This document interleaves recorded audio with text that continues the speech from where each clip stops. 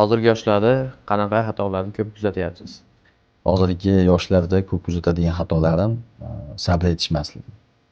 Ya'ni ko'plab tadbirkorlar bilan ishlaganimizda borsangiz qaysidir xodim chiqib ketgan bo'ladi, qaysidir shogirdi chiqib ketgan bo'ladi. Biz o'zimizda ham bo'ladi bunaqa narsa. Ya'ni shogird shunaqa o'ylab qoladi yoki biznes egasini pulini sanaydi misol uchun. Ya'ni pulni hisoblashga tushadi. Palonchi aka osonroq topyapti, pistonchi aka ko'proq topyapti, biz hamma ishni qilyapmiz. Shunaqa fikr.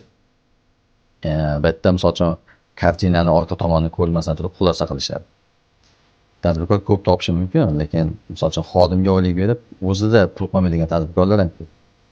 Shuning uchun kuzatadigan narsam shunaqa xatolikki, uni misol biznes egasi, ustozi ko'rib, to'xta, bunaqa xatoliklari bor.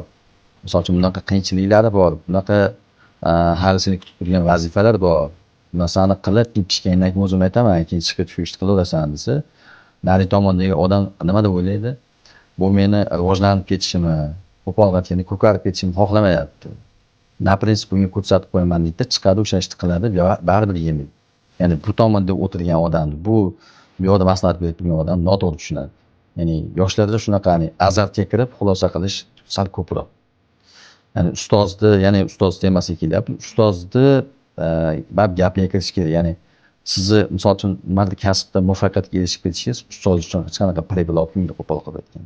U faqat qanaqadir o'zidan minnatdorchilik hissini olib kelishi mumkin. Men shunaqa shogird chiqardim, mana men shogirdim shunaqa qilyapti degan minnatdorchilik hissini olib kelishi mumkin. Lekin hech qanaqa moliyaviy yoki ma'naviy foyda olib kelmaydi.